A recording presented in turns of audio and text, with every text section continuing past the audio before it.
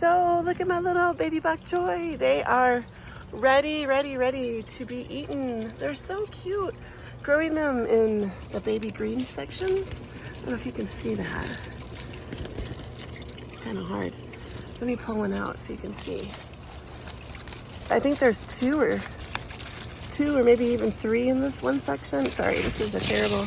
There we go. Pulled it out. Yeah, there's three in that one section there. I gotta get these roots out. And they're going to flower, which means that I really just need to pick them. I can store them in the fridge and use them this week. I could pinch off the flower and probably get a little bit more growth. But I tell you what, when plants start to flower, that's, you know, unless they flower and make a fruit like tomatoes, if it's a green or something, that's a sign that it is ready to be eaten. It's probably overdue to be eaten. It's trying to make seed. Look how many I have. I mean, that's crazy. That's gonna make so much. Whatever. I think we love to make fried rice out of them. I tried a small mini green lettuce in the baby green section, but it didn't work. It just kind of bolted right away. So I'm gonna pull that. That was from Park Seeds. This is my sparks romaine. It's looking really good. We've been harvesting leaves off of it every week. And you know, when you harvest lettuce early, like before, 8 a.m., 9 a.m., that's when they're the sweetest. So I've got a nice head forming on that romaine too. We're gonna eat more salads this week. And look at my cucumbers. This is the Calypso cucumber. And I have 2 trellises. I do like these trellises from Lowe's that you can sort of open up and direct the way you want them. I mean, of course, these tall trellises are amazing too. Sorry, apparently there's a speedway in front of my house right now. But these ones that you can open up and make whatever shape you desire are really cool. Oh, here's another cool plant too, Tatsoi. So, gosh, it tastes like spinach. It has a very interesting flavor. It's a little deeper and more earthy than spinach. It is a mustard, but it's a very mild mustard, and it's so good and everything. Now I want to eat tatsoi too. What am I going to do? I have a bunch of baby bok choy I need to eat and a bunch of tatsoi. Oh, look at that. I got my peppers are doing well. This is zucchini. I have to keep an eye. Zucchini is so susceptible to worms and stuff. I'll need to start spraying BT.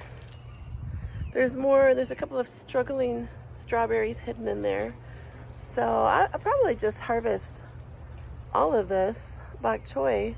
Today I'm making cod and rice with vermicelli. And actually sauteing some of that up would go really well. Green beans are producing. And this is the flamingo chard from Whitwam Organics.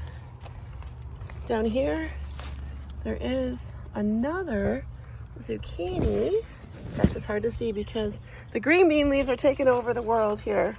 They're just huge right now. They're very happy. Holy moly. What's going on with these green beans? There we go, zucchini. So that's a male flower. See, it has no baby zucchini at the base, so that's a male flower. And then when this one opens up, see how there's a baby zucchini? That'll be a female flower. So you do want to keep an eye on that.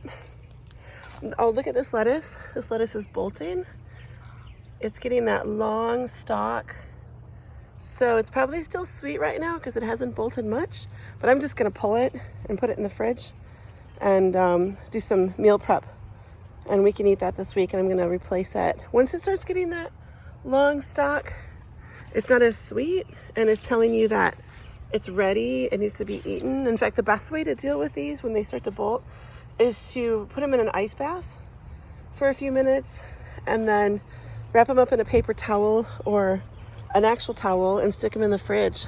So yeah, lots to eat off of this. I think I'm going to work on that this morning. Doing some prep. And then this tower also, I've got tomatoes, peppers going, strawberries are still producing, lots of kale. My cilantro is getting feathery. and it's about to flower. It is a winter crop, so it will start being done. Okay, look at this lettuce. This tower actually ran out of water, and my lettuce got stressed, and so it bolted very early. So the best thing to do, you know, it ran out of water, I wasn't paying attention. The best thing for me to do is just to eat this and replant it. It's never gonna be good once it bolts. That's kind of it. You can't stop the bolting process. Tomatoes, tomatoes. I did a lot of pruning yesterday. Still need to remove these, but you want to keep this stem here. You want to keep it clear, and then you want to make sure that the tomato is not touching the ground, and that will help a ton with disease. Makes a big difference. There's my kale. Somebody mentioned that you can take kale and you can chop off the whole top, and it will it'll get squatter. They tend to get tall and lanky. There's actually 3 kale in here. I might just take one completely out because 3 kale is probably too much for a spot. And then last week, I harvested almost all the Swiss chard there, but it has rebounded very nicely. And then this tower, like, I have some empty spots. I do need to clean the base. That tomato is looking fantastic. All my fall tomatoes I pulled, and so these are all spring tomatoes, and so they haven't yet produced for me, but they will soon. And this sage, is that, oh, look at, a lot of celery that I need to eat too. So yeah, I have some work to do. I do have some strawberries dying. That is not unusual. It looks ugly. It's an ugly time too. When the strawberries start to die, it's an ugly time.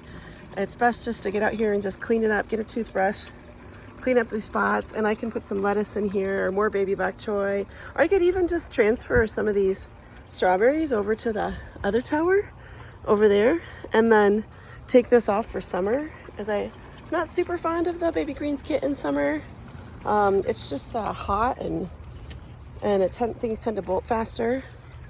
And then something important to do with your basil is come and take off the flowers. So take off the flowers and even prune this back. Anywhere you prune it, like if I prune it right here, see where there's leaves coming out? If I prune it right here, it's going to branch and branch and branch and branch. So pruning it, you can never over prune basil. Look at that. That actually looks like a pest. I'm gonna take that off. Oh no, that's just fluff. Never mind. The puppy was running around with a stuffed animal out here. That's just fluff. But what I came out here to do is actually to pull some of this parsley because I'm making soup, and somewhere in these tomato jungles I have some thyme, and so I came out here to pull a bunch of parsley because I'm making rice and also prepping soup, and so I wanted to get some of this celery so that I can make, because I'm making stock.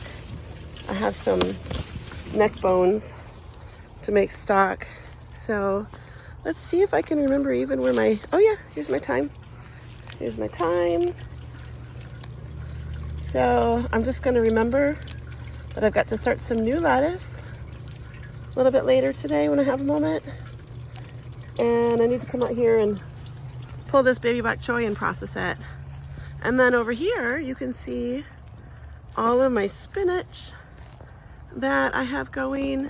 This is the last crop. It will not make it past this summer. Uh-oh, look at this. See the straight leaves versus the curly leaves? But anything, there's aphids in that plant right there. I might just take it inside the house and rinse off the aphids really, really well. Just pop it out and rinse it off. But also ladybugs, they'll show up. They'll take care of the aphids. If you have a decent system in your yard, you know, if you have lots of flowers and you have, you know, things to pull in pollinators, and then you'll start getting ladybugs, and those will take care of the issues. But those curled up leaves in spinach is a sure sign of aphids. Okay guys, have a beautiful Sunday.